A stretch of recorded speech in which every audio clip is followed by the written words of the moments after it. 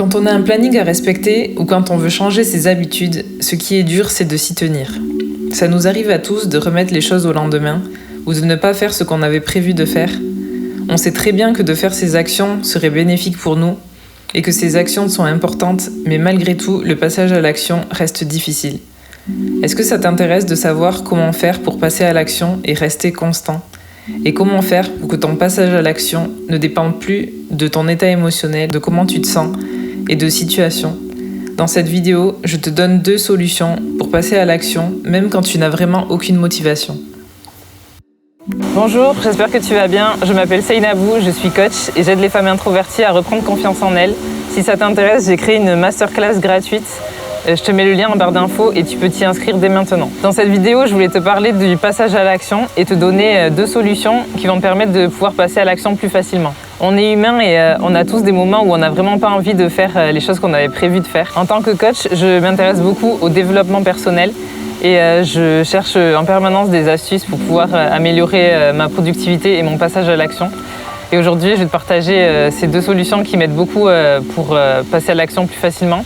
En fait, c'est pas plus facilement, mais j'ai ce moyen-là de pouvoir, même quand j'en ai pas du tout envie, pouvoir passer à l'action. Il y a sûrement des moments où tu sais que tu devrais être en train de faire quelque chose, de passer à l'action dans un projet par exemple professionnel ou personnel, d'apprendre de nouvelles choses ou de créer de nouvelles choses, passer à l'action pour faire du sport ou pour t'améliorer dans un domaine ou pour changer tes habitudes qui t'empêchent d'avancer. Et souvent, dans ces moments-là, on a un choix à faire. On a le choix de soit passer à l'action, soit de repousser les choses au lendemain ou de procrastiner et de ne pas faire les choses qu'on a à faire. Donc souvent dans ce choix qui est crucial pour le passage à l'action, on a souvent une petite voix dans notre tête qui nous dit « Non, là, c'est pas le moment.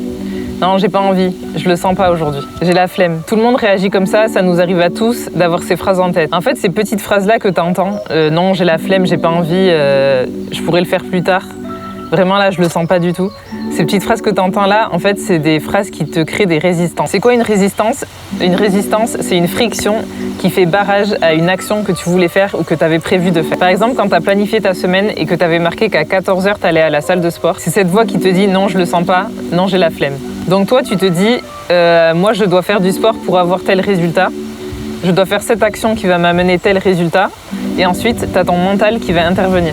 Donc ton mental ou tes pensées, c'est comme tu veux l'appeler, ça va intervenir pour te ralentir et pour te balancer des phrases comme « j'ai pas envie, j'ai la flemme, je le sens pas aujourd'hui. Je vais m'y mettre un jour, mais pas maintenant. » Donc tout d'un coup, en fait, nos pensées créent une résistance qui vont venir stopper et arrêter notre action ou l'action qu'on avait prévu de faire. Donc tu peux te demander mais d'où viennent ces résistances ? Donc ces résistances, elles viennent de ton esprit, de ton mental, de tes pensées, comme tu veux l'appeler, mais de quelle partie en fait ? C'est ça qu'on veut savoir, de quelle partie ça vient toutes ces résistances. Donc ces résistances, elles viennent de la partie de ton cerveau qui s'occupe de la survie. Cette partie qui s'occupe de la survie, en fait, elle est régie par la peur.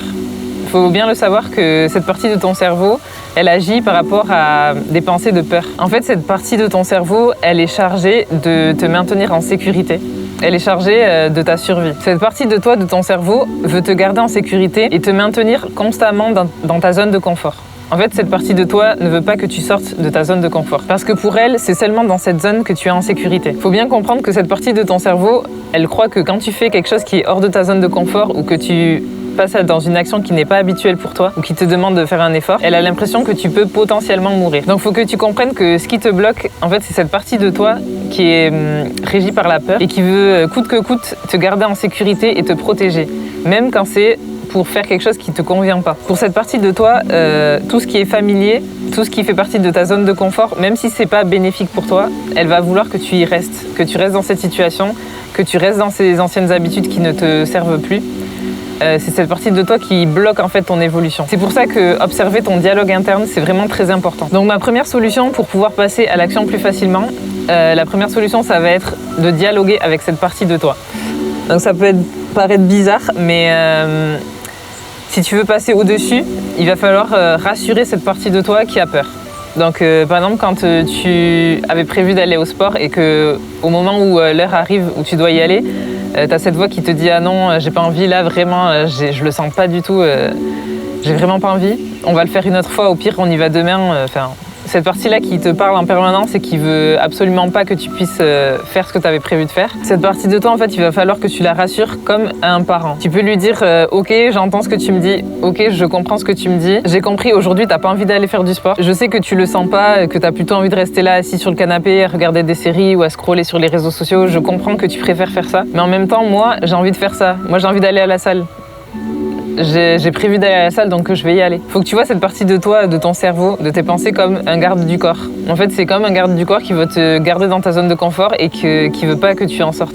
Il est là pour te protéger, il veut te protéger et il prend son rôle très au sérieux. Et du coup, il faut dialoguer avec lui pour qu'il te laisse petit à petit avoir plus de liberté. Et en dialoguant avec cette partie de toi, tu vas pouvoir petit à petit réussir à passer à l'action plus facilement. En fait, il faut que tu mettes en lumière cette partie de ton mental qui veut te garder toujours dans ta zone de confort.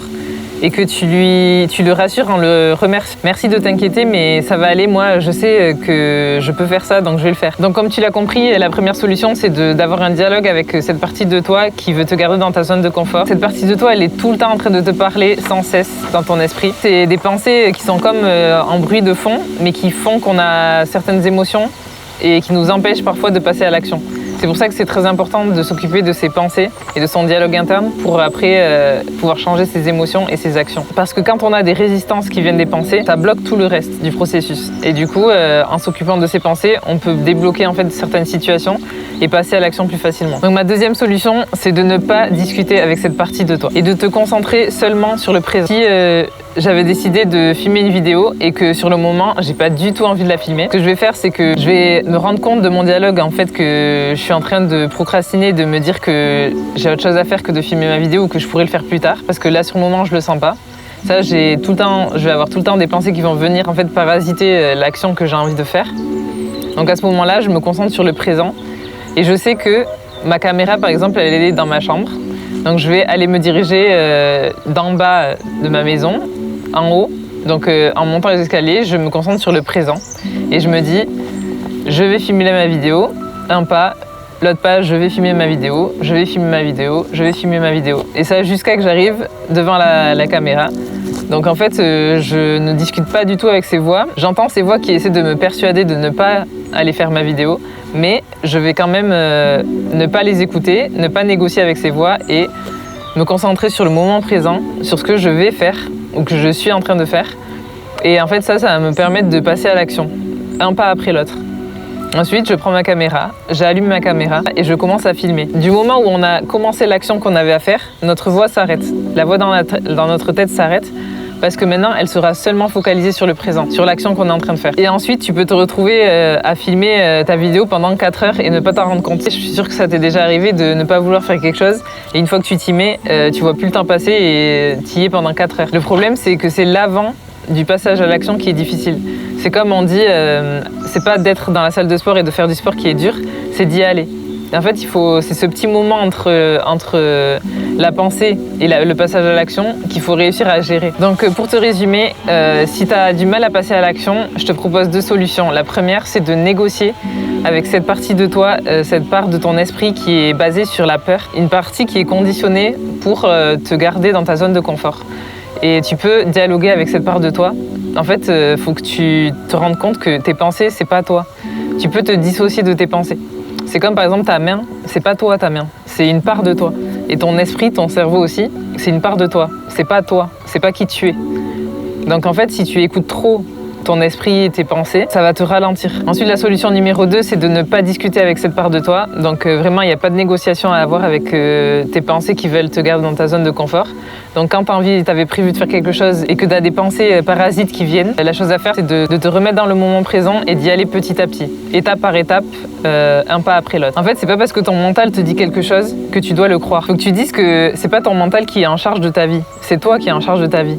Donc tu ne peux pas laisser ton mental et tes pensées t'empêcher de passer à l'action. Donc c'est à toi de décider, est-ce que tu vas continuer à écouter cette petite voix dans ta tête qui te ralentit? Parce qu'il faut que tu saches que cette voix, elle sera toujours là, elle va jamais partir. Tu dois reconnaître quand c'est ton mental qui est en train de te limiter et de te stopper. Ton esprit, si tu l'entraînes pas, c'est lui qui va t'entraîner là où tu n'as pas envie d'aller. C'est vraiment un entraînement, mais c'est à toi de choisir. Si tu as envie de t'entraîner sur tes pensées limitantes, sur cette partie de toi qui te freine et qui te crée des résistances et qui t'empêche de passer à l'action dans des actions que tu as vraiment envie de faire, en coaching, on travaille beaucoup sur les pensées et comment enlever ces résistances pour pouvoir passer à l'action plus facilement. Donc comme je te l'ai dit au début de la vidéo, j'ai créé une masterclass qui est gratuite pour les femmes introverties qui veulent reprendre confiance en elles. Merci d'avoir regardé la vidéo et à bientôt dans une autre vidéo.